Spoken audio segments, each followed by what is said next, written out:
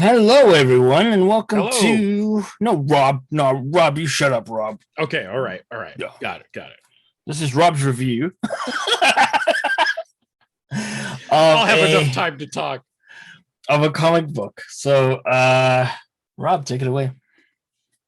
Oh, I need the timer. I got a I time. got to Oh do the no, I have timer. too many screens. How am I ever going to know to only talk for five? Ah, All right. you Here we lost two go. seconds. So, my comic for this week, I decided to pick Young Squadron #1. This is out of the Heroes Reborn thing that Marvel's doing right now. I've read one other Heroes Reborn comic, wasn't bad. I think it was this spectacular photographer Peter Parker or something like that. Yes. But so this one follows three young heroes who the first few pages of the comic kind of go into their origin stories. Now, what's interesting to notice and what the whole deal with the Heroes Reborn comics is that it's kind of like the heroes but with a twist. So this takes Sam Alexander, Kamala Khan, and Miles Morales, who would normally be Nova, uh, Ms. Marvel, uh, and Spider-Man, and kind of changes them up. So it kind of goes into their backstory a little bit, but instead, Sam Alexander becomes Kid Spectrum, trained by Captain Spectrum. Uh, Kamala Khan is really interested in archaeology and kind of like is helping at a museum, and then something bad happens and she picks up these artifacts and kind of gets really powerful, and she becomes Girl Power.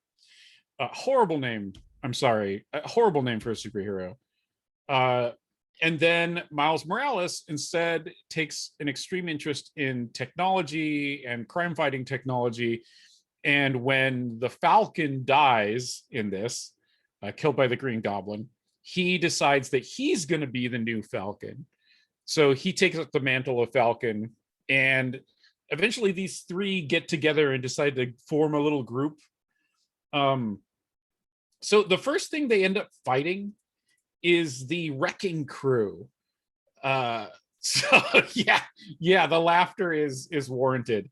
So they're fighting the Wrecking Crew, not doing a great job of fighting the Wrecking Crew, might I add, until they are interrupted by Deadpool, who kind of looks like Deadpool, but he has a hammer and he likes hitting people with the hammer. Um, he's still crazy. He kidnaps Falcon, and his reasoning is, I have to kill you because Falcon's dead. And if you're Falcon, you have to be dead. So I'm going to kill you because I think he said, my best friend, Green Goblin, killed the Falcon. So I have to make sure that you stay dead. Um, and then through some magic, some blogger helps them find Falcon because the blogger knows how to track superheroes, and he tracks Falcon through his suit and some wavelength. Um, so they defeat Deadpool. He goes into his normal arguing with the narrator of the comic, which is actually one of the funnier parts of this comic, is when he's like, it's like, oh, and then he's like, no, you're not going to let them get away.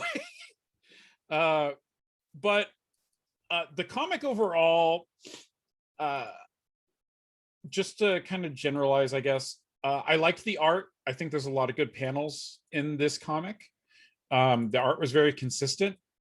I I can't tell whether I think the writing was bad or not. And mostly because a lot of the speech bubbles and like the way that you would normally flow through a comic book, it doesn't flow well.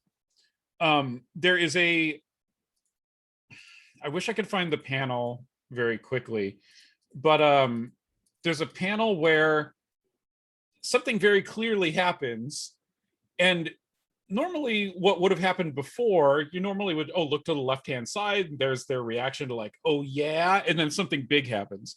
But instead the kind of like, oh yeah, it was on the right. You're like, wait, is he like like he should have said that like a minute ago. Like why? But so I feel like the flow of the comic didn't flow well.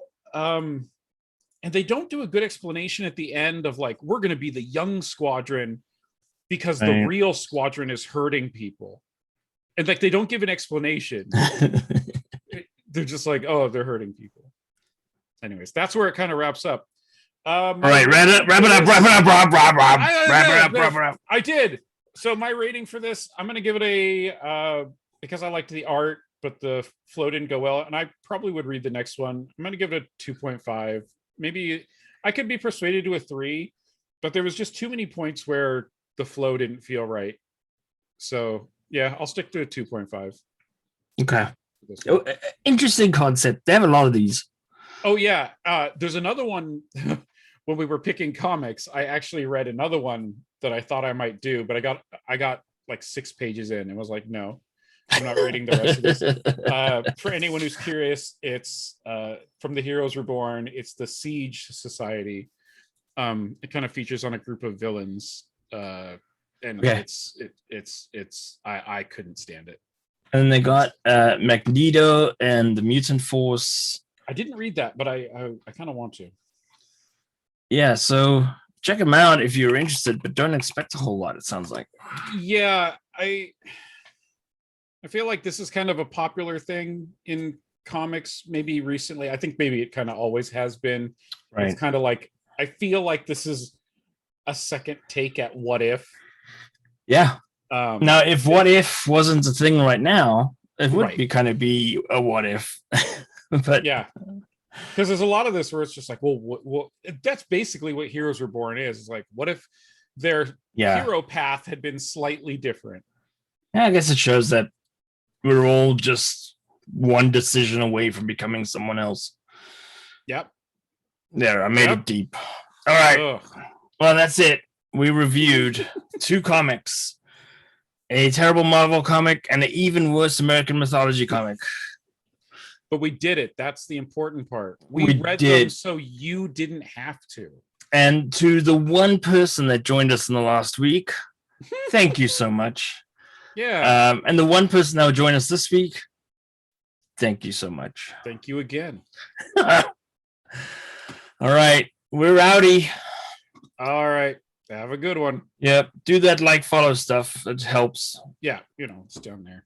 Yeah. Don't comment. No comment. I like it. I heart him, even though whatever. Okay. Bye, everyone. See ya.